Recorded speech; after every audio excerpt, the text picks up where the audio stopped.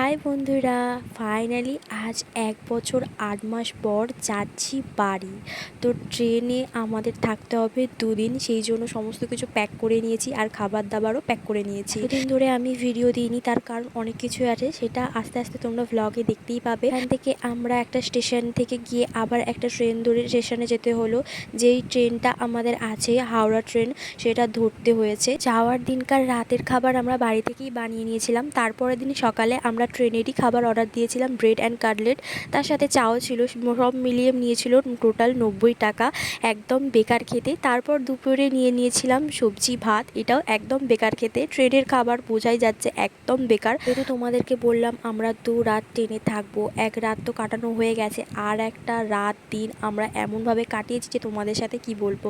তারপরে আমরা ফাইনালি পৌঁছে গেলাম আমাদের শহরে। আমাদের আগে থেকে গাড়ি বুক করা ছিল আর আমার মা আমার বোনও এসেছে। তোমরা দেখতে থাকো আস্তে আস্তে ব্লগগুলো।